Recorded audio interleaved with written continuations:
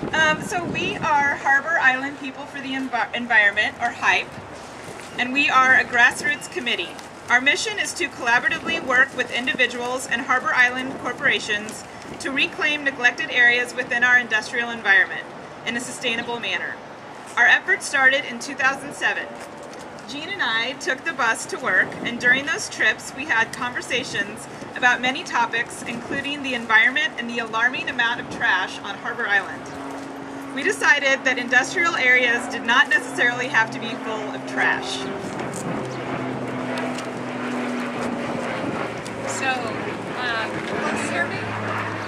So, I'm not used to using microphones. Can you hear me now? Okay. Now? Okay. So again, thank you for coming. So in 2007, Hillary and I decided to do something about this situation with the trash on Harbor Island. And so we formed the very first Harbor Island Beautification Day. And with our friends and family and employees of Todd Pacific and Crowley, we picked up over 3 tons of trash that first year. And then starting in, we skipped to until about 2009, and then we've done it every single year since, now with Rolls-Royce and PCC Logistics, and we've just gotten tremendous support from all the employees again, and from our companies. And then since then we've, I guess I've already said we invited PCC Logistics and Rolls-Royce. But the other great thing is that we've all gotten to know our neighbors and really have enjoyed learning about each other's companies. It's been a really nice benefit. So last year, Bob came up with the idea of doing something about this strip along here. And he had the idea that we should put in planter boxes. And so he said, and he actually has the lumber, and he would build the boxes. So he went for it, and then we started working together.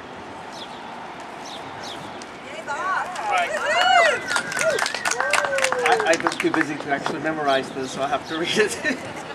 So we started meeting during our lunch periods and to brainstorm how to make different things happen here, some of which are still to happen, by the way. This is just the start. We needed to determine what plants would be appropriate, given that there's a harsh environment and there's lack of water during some months in here, believe it or not, there is. And so we got together and we also had to figure out difficulties of how to get our companies to buy in on the projects and support our efforts. Then we had to define our mission, what exactly did we want to do, etc. Set up a budget and all of that. As a set-aside, it's already been said, but it's actually a very good thing that we appreciate is we've had the added benefit of getting to know each other personally and our companies and what we do down here. We got to know and appreciate each other's talents and how they fit into the things that we're doing. As an example, Lucinda here is a professional garden designer. She developed the list of plants for our planter boxes and kind of got it all rolling in that side. So Lucinda, take it away.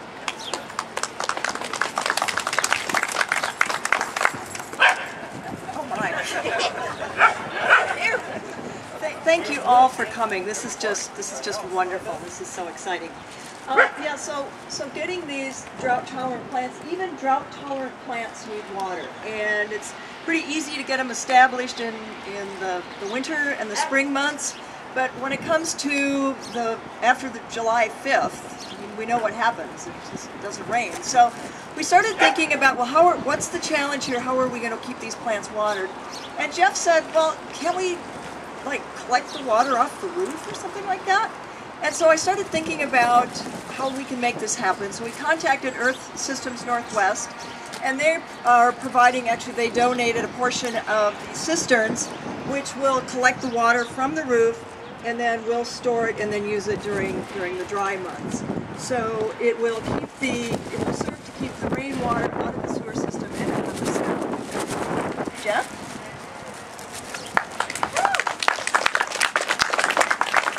Thanks, Lucinda. Robin King that works with me at Rolls-Royce. Robin had the vision to put murals up on the side of the bigger warehouse. She thought they'd be a natural addition to this new garden space that we're creating. She did some research and she sought out artists and organizations that could visually depict our theme of a sustainable environment. She discovered Urban Artworks. And she contacted their director, Kathleen Warren, who couldn't be with us today. Together, they arranged a meeting for all of us to come and learn about Urban Artworks and their mission.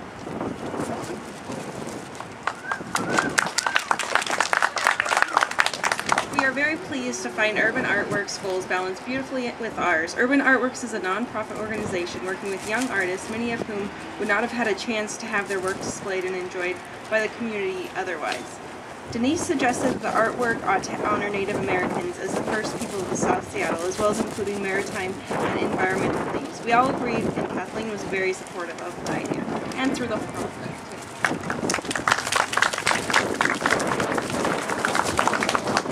After work one afternoon, we met with Kathleen and the artists in their studio in the old immigration building in the International District. The artists were all very enthusiastic and asked lots of questions about our companies and what we wanted to accomplish with our project. Kathleen forwarded concept drawings for the murals for our comments and approval. The collaboration with Urban Artworks has been very rewarding. Now we'd like to introduce Emily and Kevin from Urban Artworks and ask them to introduce each of the artists. Tell me about that.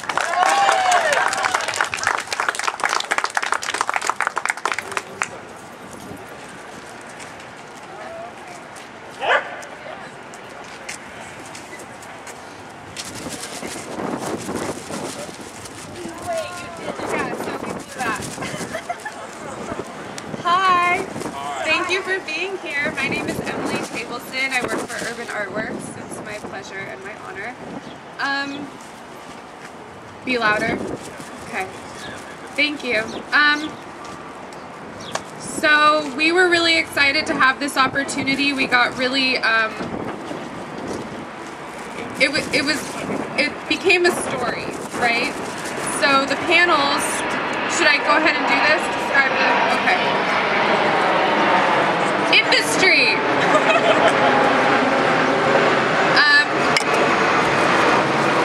So we had 8 panels, and these organizations, these companies came to us describing their vision, and we started out, I think, with 8 youth artists, kids that we were just starting to get to know. And we sat down and talked about what do we know is part of this environment, what do we wish was part of this environment, what do we imagine was here before, and how are we going to tie that all together. So we came up with this concept of each panel depicts a different time of day, and it starts with the sunrise and it ends with the nighttime, the sunset. And it is chronological also in the sense that it begins with the time before the white man came and progresses through the kind of evolution of industry to our present time. And then the panel depicting the railroad tracks to us kind of meant this choice that we're at the crossroads that we're at in our lives, and where we are empowered to make the choices of what is the future that we want to see for the world and for this specific environment, and how do we come together to make that happen. And I think that just by talking about it and drawing and sharing the experience of making these murals, we are one step closer to manifesting the reality that we dream of. So it's been an amazing journey, and it's so cool to see the kids come out of their shells, and like I'm learning constantly and making all these choices and decisions about colors, and it's all really important to all of us, and that feels good. So yeah, we've made a lot of choices, and I hope that that we made good ones. And thank you.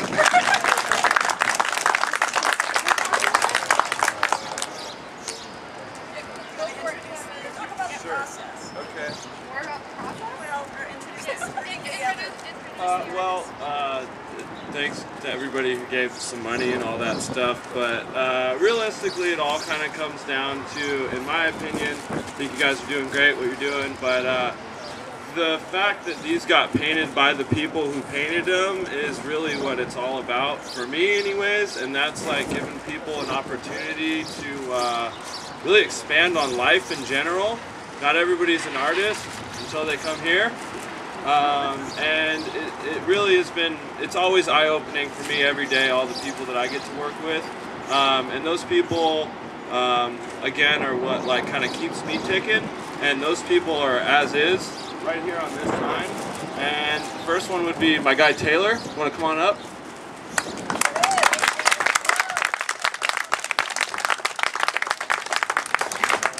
And secondly would be the decision maker, and that's Zanea.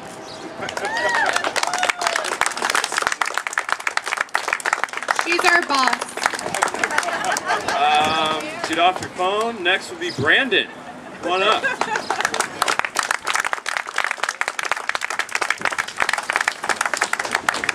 Also, another great guy here, Daniel. Come on up, my guy. He's popping bubbles here. Tyler's at his cousin's house in Kent. He's not here, but let's all give him a round of applause anyways. Let's make it so we can hear it from and Denzel isn't here either. And she's Emily, and I'm Kevin, and Colleen, get up here. Give us a big hand. And also, we got a really great kind of special guest on this one, and she just went ahead and decided to kind of help out in general, just wanting to help out with the community and just everything, and that would be Donna Jean. Get up here. She's been a great help in so many ways, helping us with supplies, rides, painting, and just overall general support. So a lot of money went into this and all that good stuff, but the handmade goodness came out of who you see right here. So that's what happened. Painted the signs. So yeah, I want to say thank you to my artists and my friends that we have had a really cool growing learning experience together, and I hope that for all of you that this can be a weird little spot that you can come to and be like, hey, I did that. These will be here for a while. So yeah, we've really blossomed. What's up? So when did you start doing the sign? How long has that process been of making? These panels were completed within 6 weeks. Start to finish? Yeah, a little less than that. So, like 3 hours a day for 6 weeks. So we're a little art making factory. We crank it out. That's what we do. Thank you. Where you are so that they can come and visit. Okay, yeah. And the grand opening of July. Oh, yeah, sure, you know more about it than I do. July 14th. Yeah, so we recently relocated our studio space to the Inscape, the INS Inscape building. It's the old Immigrations building south of Awajimaya across that big street. It's a really cool building. There's like over 100 artist studios. There's going to be a theater. There's awesome energy, really positive community that I feel really grateful for being able to bring the kids in there. There's always weird stuff going on. And yeah, in July, I think we're doing a big open house. The whole building's going to be open for people to roam around. But we're always there. Come check us out. We need all the support and love we can get. So, thank you. I just wanted to say something. The reason we got all this is because we want everybody to mingle a little bit. You had some questions. Not everybody likes to just spill them out like that. So take a look at the artists over here and seek them out and ask them some questions about the art and so forth, as well as the Hype members. We're hoping to be just the beginning. We have, as you can see, a bench plan that we want to do for benches in here. And then we're going to strong arm, we hope, some of those trucks that go around at lunches to come over here at least once a week or something. And then there's a lot rest of the island that you saw that needs some work. So we're hoping you've been at the start of something great. We appreciate your support and being here. Please enjoy and mingle and talk to each other a little bit, okay?